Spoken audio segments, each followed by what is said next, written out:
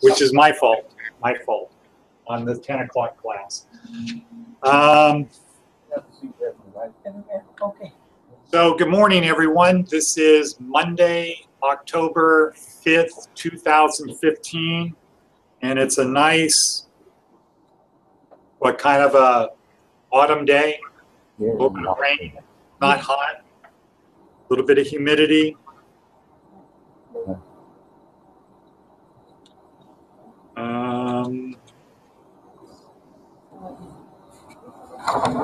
So I'm very happy that today we are going to be talking about one of the most important Google apps that there is now.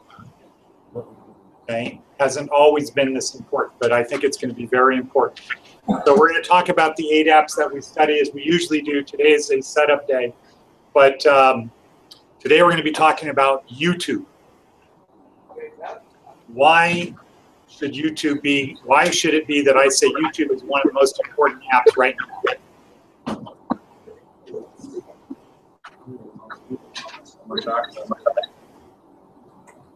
Okay, so elaborate on that. Everyone knows about YouTube. Okay, but how does that translate into why should it be an important app for us to learn? Stephanie, do you know what YouTube is? Does anybody not know what YouTube is? Anybody in California not know what YouTube is? Sure, everyone here knows what it is. Okay. Okay, so YouTube is not for music videos.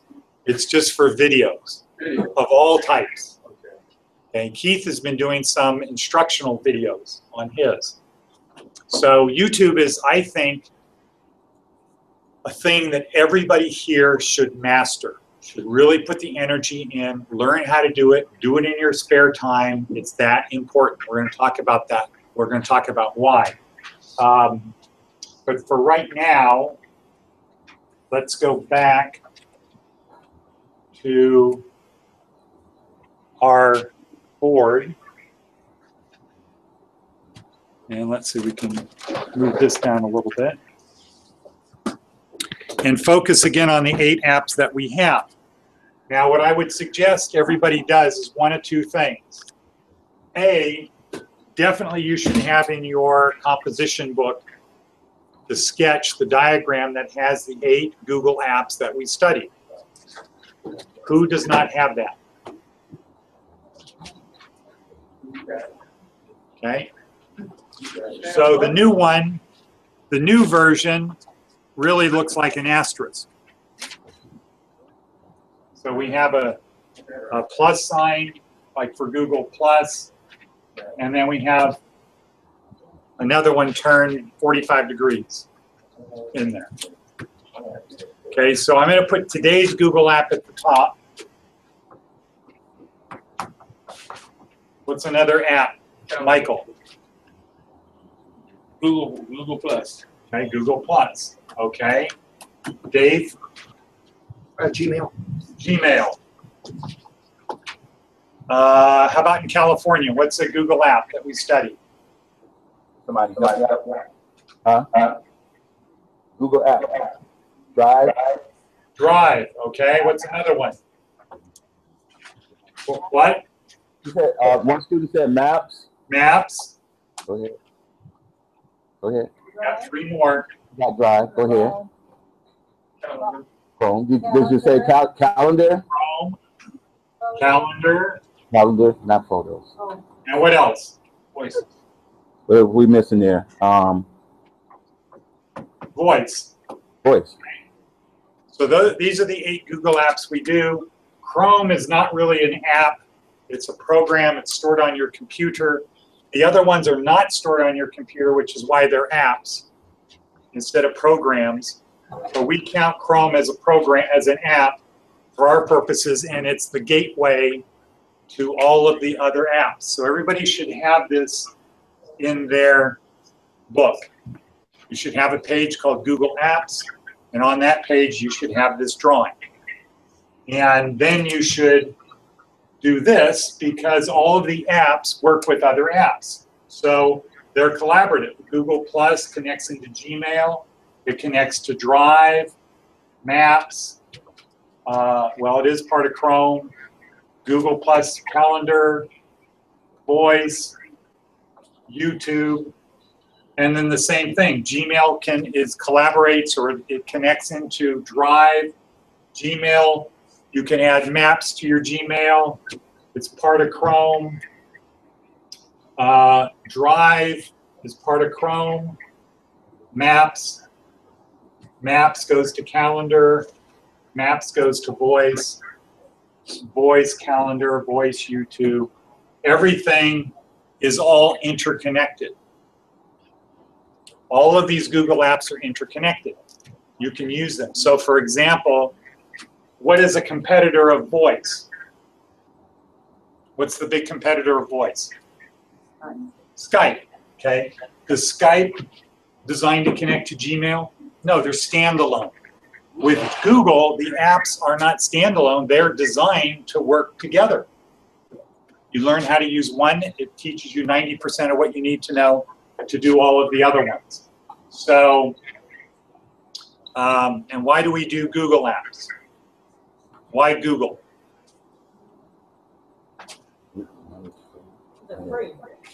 Okay, one reason is they're free. That's a very important reason. It is, yeah. So for business, it's very important that it's free, because if you have 100 people and you need to spend money, a couple $100 to upgrade to a newer version, that starts getting to be a lot of money. It's free. What's another reason we use Google Apps? Updated frequently. Okay, it's always updated frequently, and the updates are always small.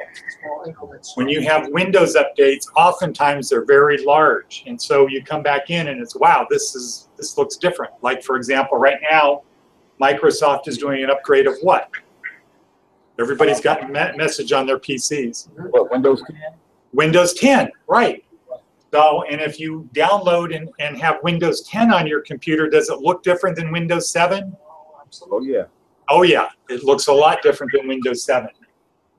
And so your initial thing is, gosh, did I make a mistake downloading Windows 10? I was happy with Windows 7. They tell me there's a lot of benefits to Windows 10, but wow, this looks like I have to learn a lot. And I really don't want to have to learn about Windows. I just want to use Windows. Where in Google, most of the changes you don't even notice, and if there's something, it's usually one thing that you notice, and it's easy to digest and absorb. What should be the big thing today about Google? What's the big announcement about Google today on October 5th? No, for Google. What is the big thing in their life today? Today is the day it's now Alphabet. Yeah, they changed their name to Alphabet. So it's no longer Google. Well, Google is now part of Alphabet. Yeah. So we'll talk about that later. So it's free. It's always updated. What else is about Google, that why we use it?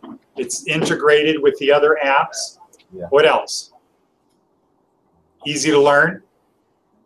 Google apps are easy to learn. Another reason we use Google is because there's always more than one way to do things in Google. That's right.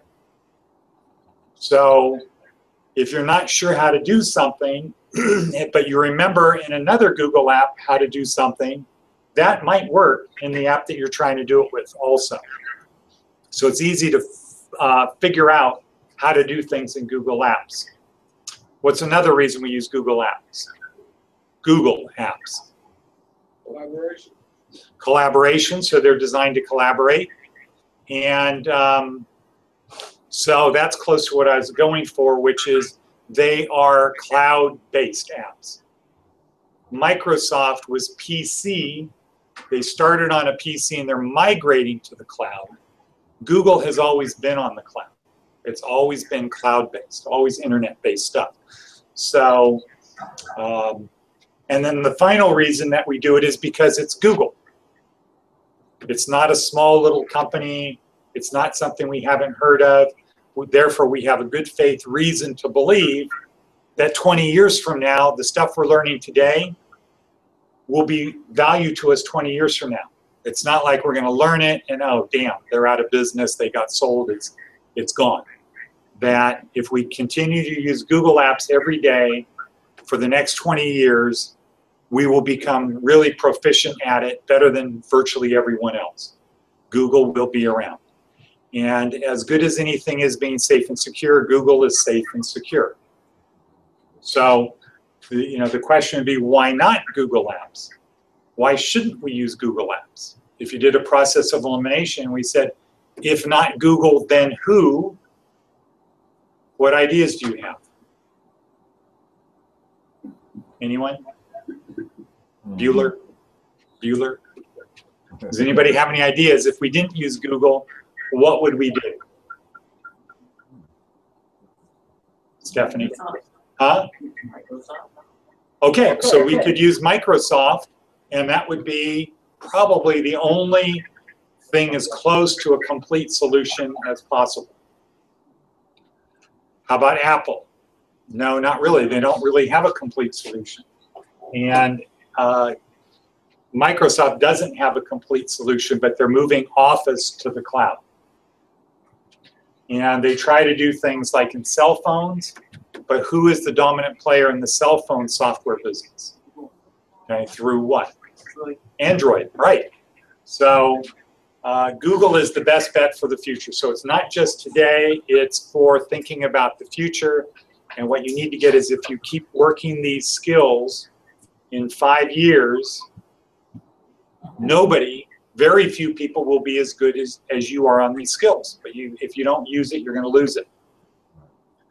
Because the Google apps are very similar, not the final app, but how you use the app, how do you navigate the app, how do you set up the app. Because they're similar for these apps, it helps you remember other apps. Because once you know all of the apps are basically the same, not the final product, but how you set them up, how you navigate, how you use them. They're basically the same commands. It makes it a lot easier to learn. Whereas, for example, let's say if you're trying to use Microsoft in Skype, what might you have in terms of navigating and commands and things like that? Very different. Yeah. Skype has its way of doing it. Microsoft has its way. With Google, the benefit we get is whatever you do in one Google app is probably what you do in other Google apps. For example, the settings gear. Doesn't matter which Google app you're in, there's probably a settings gear, and it probably works in very much the same way, or close enough that you can remember or figure it out. Okay? So that's the backdrop of why Google Apps, what Google Apps, etc. This week, we're doing YouTube. I have noticed in the last couple weeks, the last month, that there are more and more stories talking about a particular thing that's going to change our lives radically in the future. What is that? What is that thing that's going to change our lives radically in the future? Electric, the cars. Self-driving cars. Self-driving cars. More and more on the news and stories, they're talking about self-driving cars. They had it on yesterday. They had a news thing about the self-driving car yesterday, like right after 60 minutes. Okay, more and more and more that's going to be on. I read a story yesterday about a guy that said, after going for a ride in a Google car, I don't really want to drive a car again, because I notice that I don't pay attention most of the time I'm driving. And then he talked about changing the radio station, thinking about his son's soccer game, all kinds of stuff that we do all the time when we're driving. And he says these Google cars, not only are they better at doing stuff, they're always doing it. They don't ever think about something else. No. The cameras, the lasers, all of the stuff that's figuring out where is the car, is always doing that. So you can get more done while you're driving. Well, I'm just talking about the car driving versus you driving. Yeah. So the guy's saying when I'm driving, I continuously find myself not paying attention to the road because I'm thinking about something else. Or texting. Well, he said I wasn't texting. He did say in the thing, and I didn't text. But talking on the phone, changing the radio station, thinking about his kid's soccer game. He said, I find, after being in that Google car, going to this little Google thing, I found out I shouldn't be driving a car. And it's not surprising that 33,000 people die in car wrecks every year in the United States because we are not good at it. And then they had an example of, or a picture of what a Google car sees, a car with the Google system in it sees, versus a human, what we see. And one of the things is these self-driving cars see signs, know where stop signs are way before you can even see them because they hook into Google Maps. So they know what's going on. And they have an idea what's going on with traffic. If there's an accident 2 miles up the road, more and more, like on my Google, my GPS, my map thing, I can see road conditions. If the road is clear or if there's traffic accidents, I can see that on my screen. So the Google cars operate better than we do. And the end of the story, he said, my kid, who I think he said is like 10 or something like that, he said, my son might not ever need a driver's license. Mm-hmm. Wow. Yeah. Is that life-changing? Mm-hmm. Yeah. Probably when all of us grew up, it was, I can't wait to get my license. Okay? Now the discussion is you might not ever need a license. And if you think about it, if you have a car that's secure and you have little kids and they need to be driven to school, what happens? Who drives them to school? The Google car. The car The car driver can drive them to school and come back. and come back. Or then go to the dry cleaners and drop off your clothes or pick up your clothes or go to another store. So one of the things, and another thing I read was in the next 15 years, there's going to be double the number of cars on the road. Google car. No, cars. Car. All cars. There will be double the number of cars on the road. And you could think of why, right? Because what could I have my car do right now if it could do it? Shopping, dry cleaner, car wash, go fill up with gas. All the things that I have to do with my car today. In the future, the car can do it on its own. Now, what does that mean for us? More time. More time to do whatever you want to do. More time to play video games, right? Quick question, Ed. Yeah. How concerned do you think Google is about hackers? I was watching the news, and one guy had they showed a Google car, and one guy had a little hacking device or something that he said he could. Yeah, I read something about that. They're all over it. But the first stage was to have a car that worked. So they aren't really concerned today. They are not as concerned today about hacking as they will be in the future. Because right now they don't have Google cars driving around with nobody in them. There's a guy sitting in the driver's seat to take over control of that car right now. But in the future, the cars will be unmanned. Like if you have the car take your kids to soccer practice or go to the grocery store, stuff like that, there won't be anybody in the car. You don't need anybody in the car. Or probably Uber might work in terms of, good, you've got a car, great, you go to work. Okay, while you're at work, how about if your car is used by Uber? Make some money. Give you a car. Yeah, making money for you. Make money. What about that?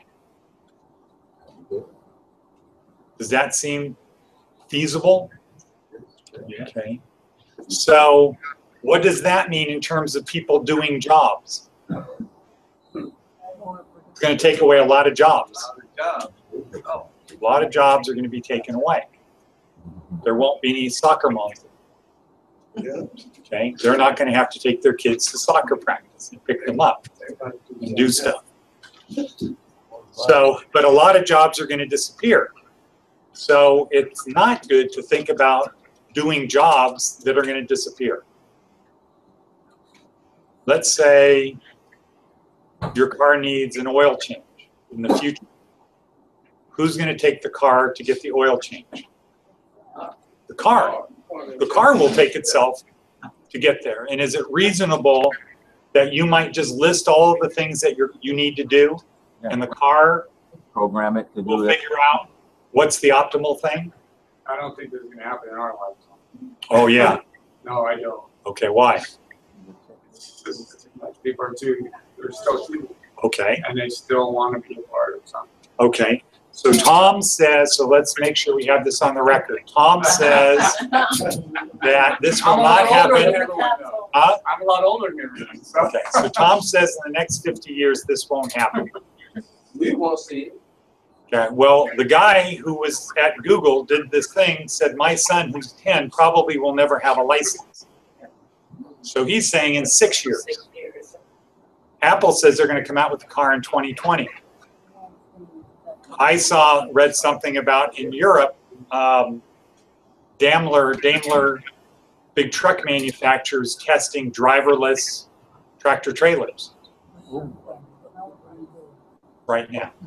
I think it would be good for, maybe truck drivers and stuff, moving stuff across the country and stuff in trucks, as far as human beings, I don't know. Okay, so it's going to come down to a money thing and time.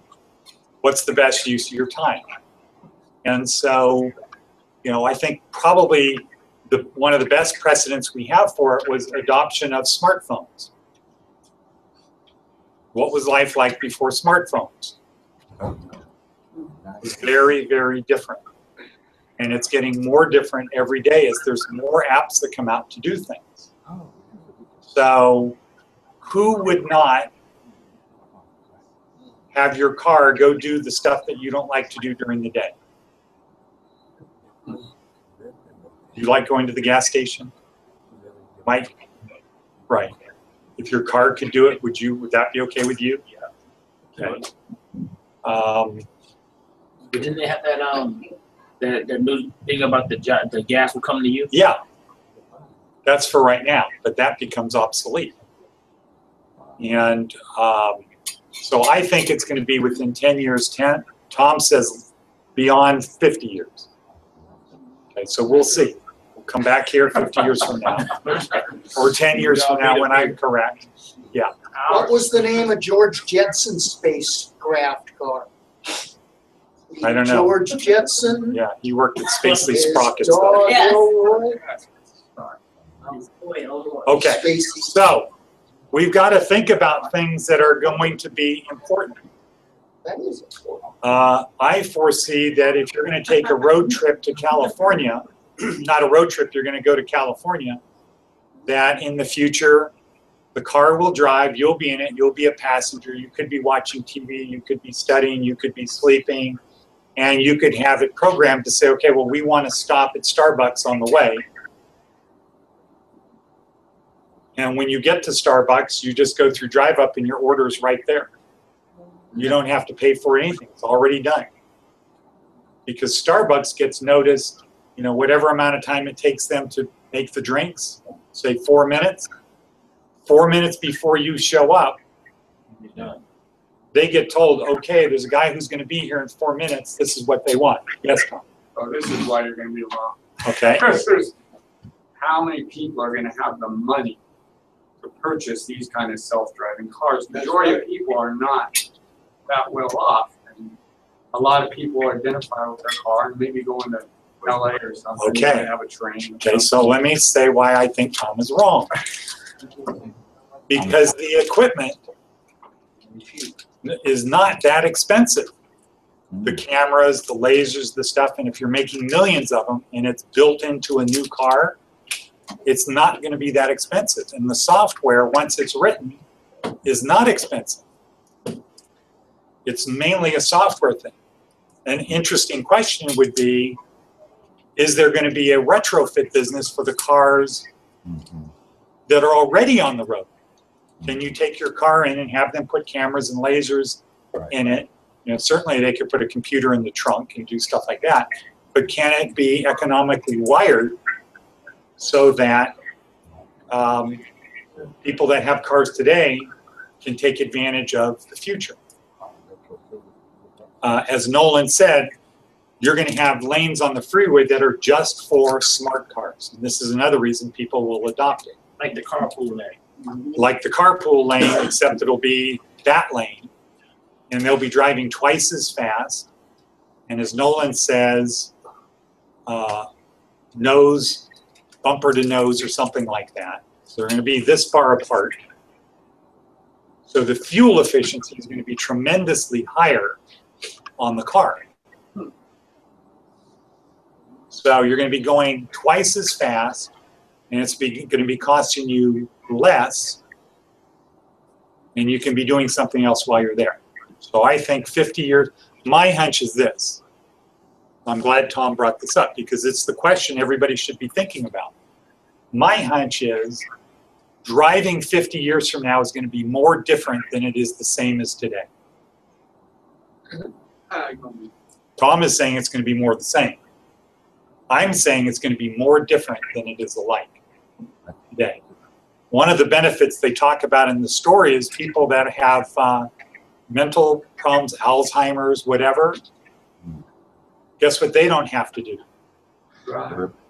Drive, or other people be inconvenienced about taking them. So what happens is you have a facility like the Lou Ruvo Center, gets a couple of these buses, vans, whatever, and they can just schedule to pick people up and take them back. And here's where the savings is for commercial. How much does it cost for the driver per year? Right? 40,000, fully loaded, maybe. So if you're able to save $40,000 a year by not having to pay somebody to be a driver, that could be used to technology for the vehicles. If you could buy a car that costs $10,000 more, but you could sign up for a service like Uber, so when you're at work, your car could be taxiing people, would you pay $10,000 for a car if you might get $10,000 back? Yeah. The big problem with cars today is they spend most of their time sitting in a garage or in a parking lot. Insurance is much more expensive today than it will be in the future. A lot of them sit in a parking lot too. That's right. I thought I just said that. Okay. But you're tracking, so that's good, Theo. That's good. Okay. So a whole lot of things are going to be disrupted because of cars. What can we take advantage of? What kind of disruption can we take advantage of for employment? And a hint, it has to do with Google, the Google app we're studying today, this week, which is what? YouTube. Okay. What can people do on YouTube? Let's just write some things down. What are some of the things YouTube is used for? Training. Okay. TikToks. Okay. So that's education. Huh? That's what California said. What else? What else can YouTube used for? Entertainment, right? What else? Training. How about your competitors? Seeing what they're doing. Okay. Business. Business. So that's competition. Employment. All that will fall up under that employment. Okay. What else? Training, entertainment, work. Okay, what else is there? What can it not be used for? Can it be used for illegal stuff? Yeah, Yeah. all the time. We know it can be used for legal stuff. Can it be used for illegal stuff? Yeah. Okay. We know it can be used for training, for entertainment business. What else is there? Something. I don't know what it is, but there's got to be something.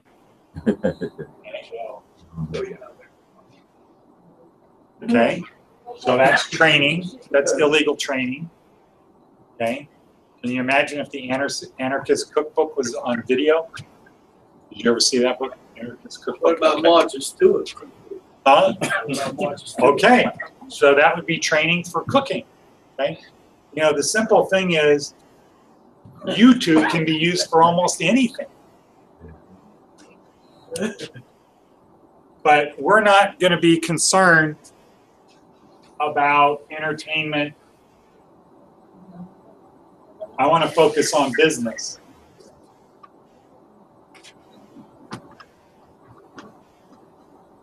So business, we talked about training. Okay, what else? What about documentation? What would you call that, Tom? So, I'm sorry. So let's say you have a business that manufactures things, quality control. So let's say it's quality control. Have any interest in quality control? Many businesses care about quality control. They better. Huh? They better. They do. Yes. Most businesses care about quality control. And you know, let's say you're a construction company. Would it be good to document building buildings? If you don't cut corners, right? If you're not doing anything, if you're not doing shoddy work, Right. who would benefit by having videos of things being built? Employer. The guy who buys it. Yeah, the employer, but also the guy who buys it. Let's say you're going to buy a house. You're having a custom house made. Might you want to have videos going on as they're building it? Making sure things are being built the way they're supposed to be built. They're not cutting corners. That all of the nails or pieces of wood or concrete that's supposed to be in it are in it. Yeah, of course. So documentation is something that could be very big. What about if you are in the police department? Okay, what are they having now? Starting to do Camera. cameras. Body Okay, cameras on the car. On them. Also, cameras on them. Yeah, body cameras. Body cameras. So why do they do that? Documentation. Right. Basically. Yeah. Litigation control. Because a lot of it is, this is what happened Right. when the cop said, stop. Mhm. It's not just the cop said stop and he pulled out his gun and he shot the guy. There's more to the story. So, you know, Sheriff Lombardo told me one of the big reasons they want cameras on their officers is not for the officers, because he has confidence that his officers are pretty much basically properly trained, but it's for what people said the officer said. Mhm. So if you get pulled over by a cop and you know you're on camera, what are you going to do? How are you going to act? Maybe differently than if you weren't on camera, right? Yeah. Okay. It works both ways. That's what Lombardo was saying. So we train our officers and we believe our officers do the right job. We don't train the general public on how to deal with officers. When there's a camera, now it's a two-way thing. Everybody's being watched. Everybody's behavior is being scrutinized. So what is the benefit? How do we capitalize on this? What do we have to do to learn YouTube? What do we need for YouTube? What are some of the biggest developments? Mhm. News items come from where? YouTube. But where do they come from to get on YouTube? Oh, No. video. Camera, but cell phone. Video. Smartphone. Everybody's recording now. Everybody now has the ability to make something to put on YouTube. And so what I would say is the better you are at doing that, the more valuable you are. If in your interview and they say, why should we hire you? You can say, well, besides the fact that for the job that was that I'm applying for, that I can make you more money or save you more money than anyone else applying, I can do things that they can't do. Like what? Okay, that's what they're going to say. Like what? Okay. So one thing would be, well, I could do a training video right now to make the job interview process 50% more effective. You think the guy's going to pay attention when you say that? Yes. Yeah, because he doesn't know what you mean by that. He doesn't know if you're saying, you're a lousy interviewer. You suck. He doesn't know what you mean by that. So he's going to be interested.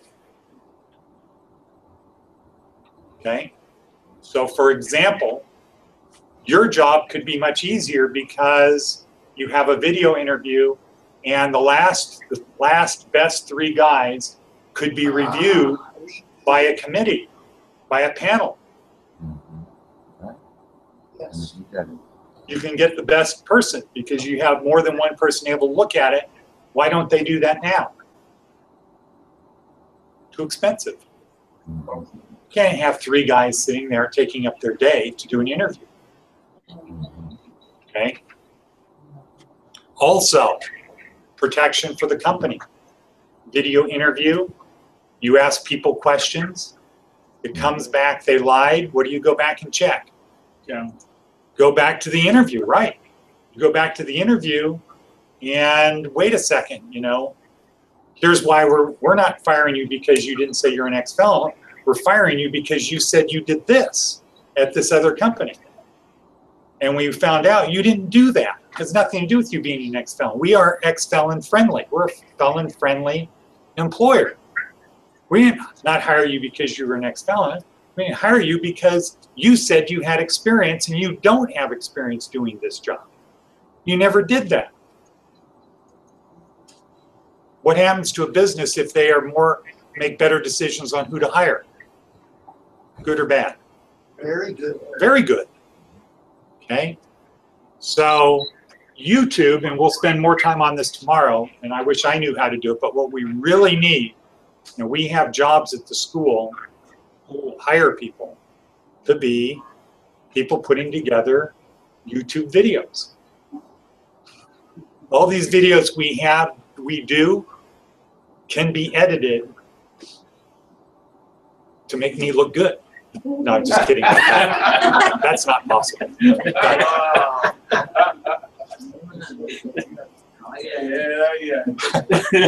You guys are laughing too hard. You're laughing too hard. But all of these videos could be edited to be better training videos, better libraries. We can have things put over the top of them that have text. So you just don't have to wait.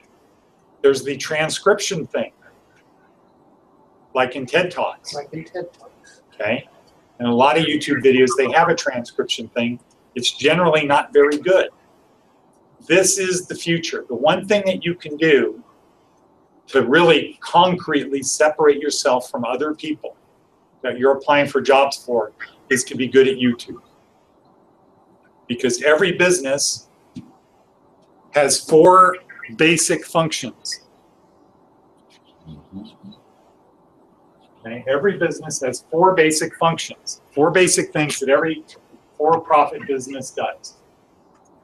One is they have operations. So if you're a pizza parlor, what is the operations of a pizza parlor? Actual making of the pizza. Making pizzas, okay?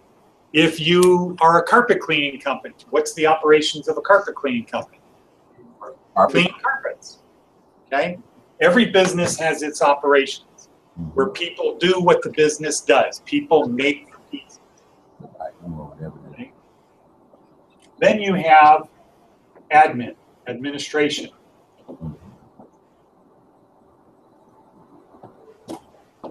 Okay? So in a pizza business, what does the people in administration do? Let me ask it this way. What don't they do? People in administration. Products. People in administration in a pizza business don't make the pizzas. They make sure they get the products. They do everything else. They make sure the product is there to make the product. They make sure you have a building to make the pizzas from and that the equipment works. Are they responsible for keeping it clean? No. Who's that? That's the operations people. Because part of making pizzas is making sure that the stuff is clean and it meets health code requirements. Okay, so there's the everything else, administration. Okay, what else do all businesses have? Marketing or advertising. Okay, marketing and sales. Okay, all businesses have that. If you're in a pizza business, what are you marketing?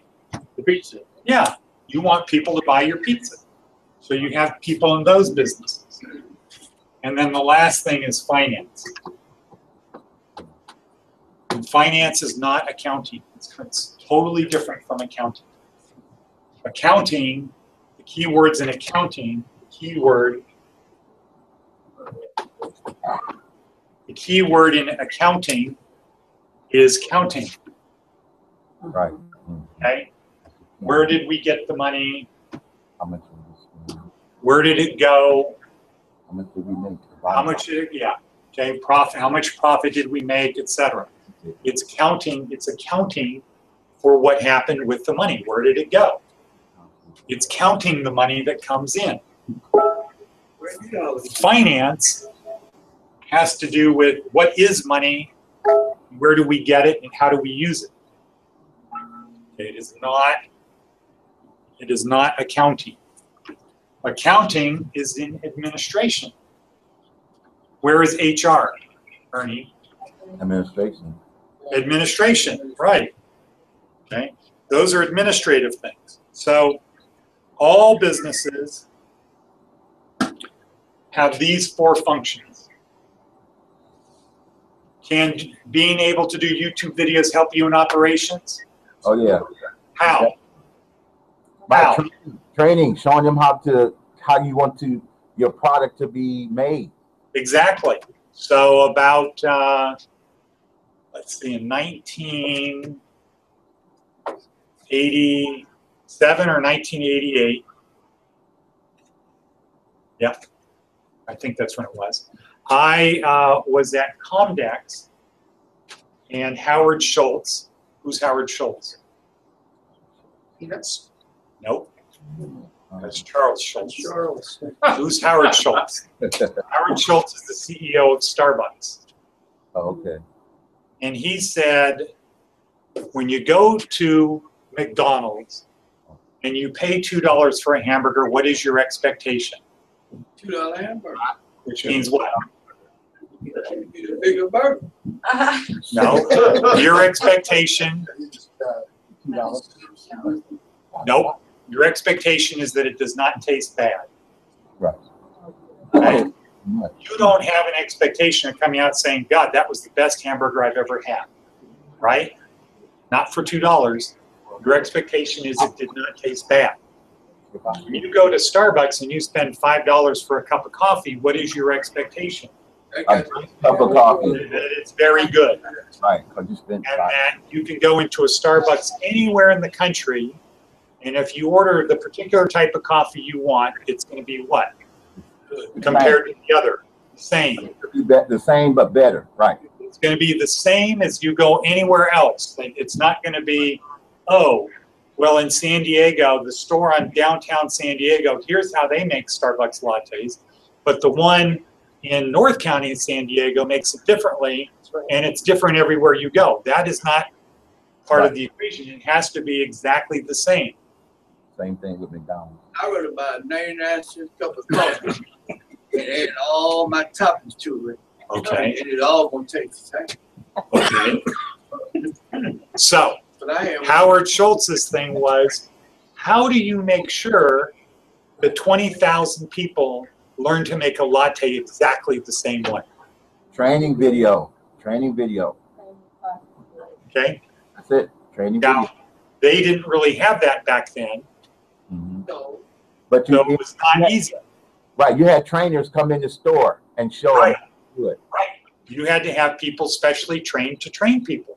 Right. Because it was, he said, we can't be the 800-pound gorilla in the coffee business if every store is going to be different. Right. We have to have large scale uniformity, and we have to be able to do it fast. If it's Halloween and it's pumpkin latte, guess what? Thank you, just like that. We have to very quickly teach people how to do pumpkin lattes. We don't have 6 months to go around to every store. So once they're able to introduce videos, do you think they could add more stores more quickly?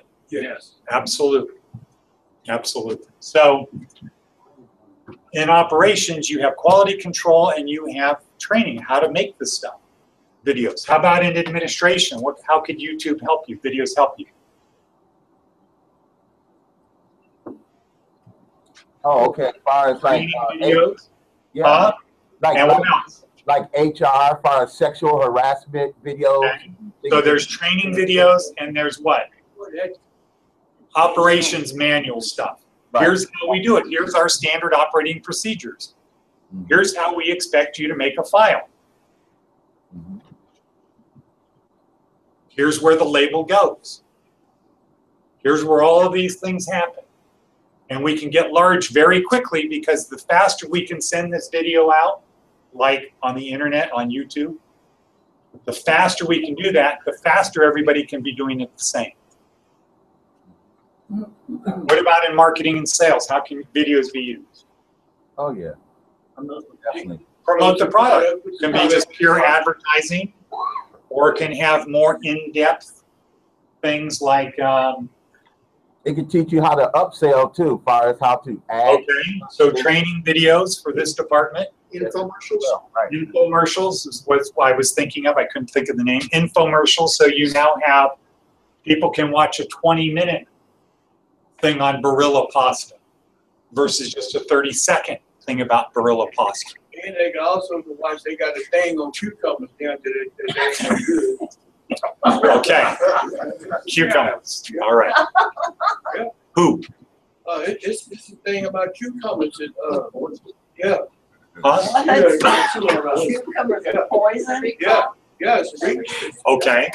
So, and it can be used in the finance department too. So every aspect, every department in a company can benefit from having videos. How many companies do you think have all of the videos they need? Zero. Sherry can tell you over at the Venetian, part of her training is watching a video and doing some stuff, but it's not as good as it could be. It's as good as it was a few years ago, but it is not nearly as good as it could be. And that's the Venetian. This is a multi-billion-dollar company that's involved in an industry where people are trying to steal from you all the time. It's a big cash business, okay? And they aren't very good. They're a lot better than most people, but they're not really very good compared to what you can do. So just imagine if you have a car cleaning business, like Robert's thing, just imagine what YouTube videos can do for you. A lot. And YouTube gives you, I'm going to close on this, YouTube, so you stay tuned, come back tomorrow. So YouTube has tools on there that you can edit the videos and add soundtracks and add graphics and do all kinds of stuff. So imagine if you can take your phone In other words, it doesn't cost you any more money. You can take your phone, you can shoot a video, go to your computer, edit it, clean it up. The cost is really just your time. And if you're good at it, your time is what? Right. Well, time is always money, but your time is very efficient and productive. Okay, so that is a skill